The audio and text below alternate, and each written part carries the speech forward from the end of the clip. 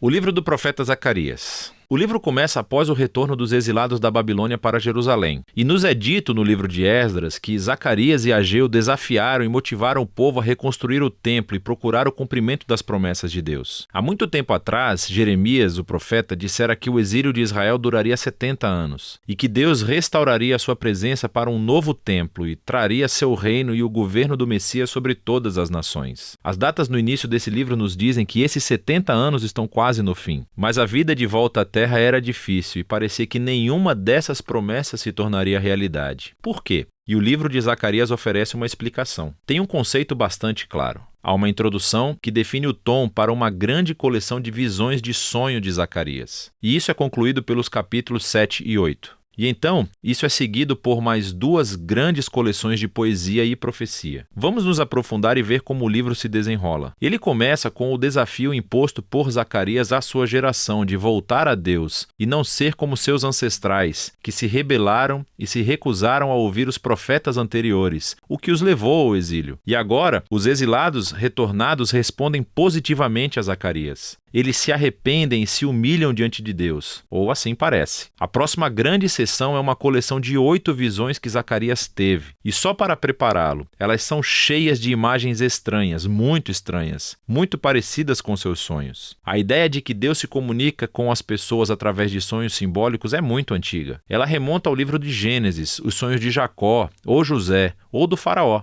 Estes deram significado aos eventos atuais da época, mas também abriram uma janela para o futuro. E assim, Zacarias tem os seus próprios sonhos. E eles foram organizados nesse conceito simétrico muito legal. A primeira e a última visão são acerca de 4 cavaleiros. Eles são como guardas, patrulhando o mundo em nome de Deus. E é uma representação da vigilância atenta de Deus sobre as nações. O relatório é que o mundo está em paz. E, na época de Zacarias, isso se refere a como Deus levantou a Pérsia para conquistar a Babilônia e trazer paz. E então a questão surge agora. Os 70 anos do exílio de Israel estão quase no fim. Agora é a hora do reino messiânico em Jerusalém? E Deus responde dizendo que ele está determinado a cumprir essas promessas. Mas ele deixa essa questão do tempo sem resposta. A segunda e a sétima visões estão emparelhadas porque ambas são reflexões sobre o pecado passado de Israel que levou ao exílio. Então, a segunda visão é sobre esses chifres que simbolizam as nações que atacaram e depois dispersaram Israel, Assíria e Babilônia. Mas então esses chifres ou impérios estão espalhados por um grupo de ferreiros, uma imagem para a Pérsia. O sétimo sonho é sobre uma mulher em uma cesta, e nos dizem que ela é o símbolo dos séculos de rebelião da aliança de Israel. E então, essa mulher é levada para a Babilônia por outras mulheres que carregam a cesta voando com asas de cegonha. Isso é tão estranho. A terceira e a sexta visões estão emparelhadas, pois ambas são sobre a reconstrução de uma nova Jerusalém. Então um bom homem está medindo a cidade. É uma imagem da promessa de Deus de que Jerusalém será reconstruída e se tornará um farol para as nações, que se unirão ao povo de Deus em adoração. E então o sexto sonho é sobre um pergaminho que voa e volta da Nova Jerusalém, punindo ladrões e mentirosos. A ideia é que a Nova Jerusalém é um lugar que é purificado do pecado pelas Escrituras. A quarta e a quinta visões estão no centro dessa coleção, e elas são sobre os 2 líderes principais dentre os exilados retornados, Josué, o sumo sacerdote, e depois Zorobabel, o descendente real de Davi. Então, Josué estava simbolicamente usando o pecado de Israel na forma dessas roupas sujas.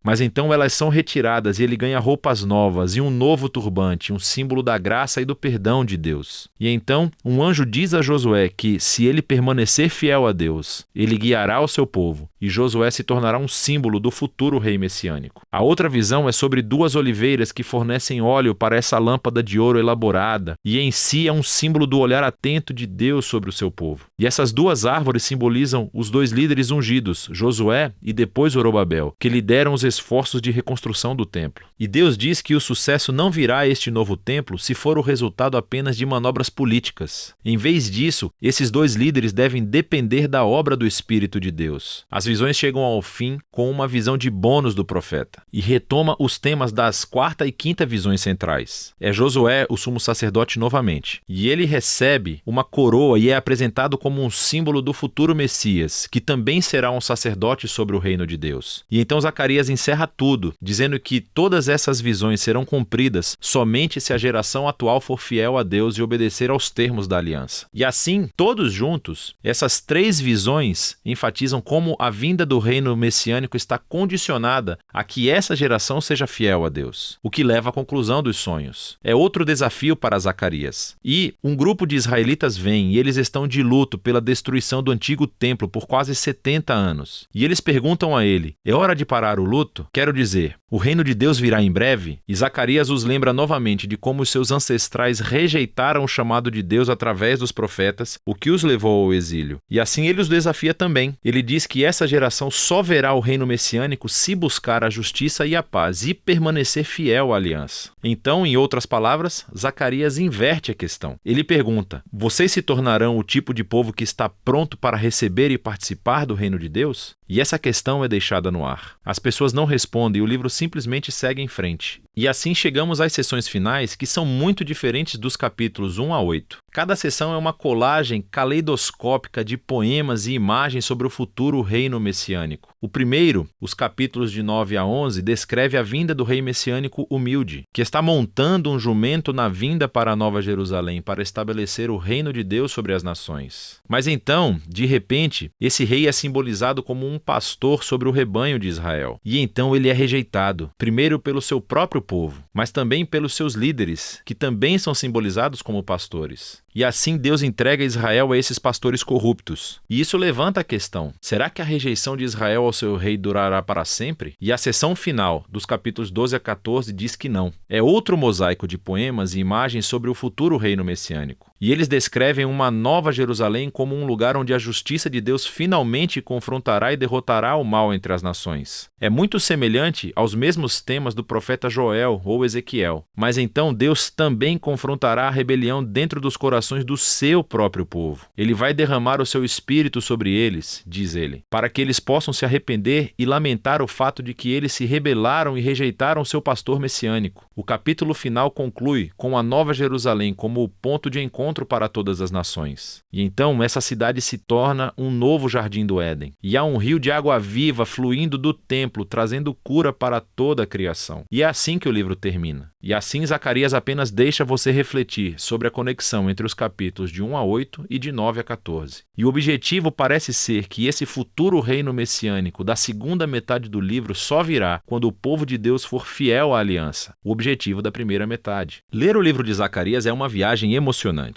Essas visões e poemas estão cheios de imagens surpreendentes e não seguem um fluxo linear de pensamento. E isso é parte do objetivo. É como a história e as nossas vidas. Nem sempre se encaixam em padrões puros e ordenados. Mas os profetas nos oferecem vislumbres da mão de Deus no trabalho, guiando a história em direção aos seus próprios propósitos. E por fim, Zacarias nos convida a olhar para o caos e esperar a vinda do reino de Deus, que deve motivar a fidelidade no presente. E é disso que se trata o livro de Zacarias.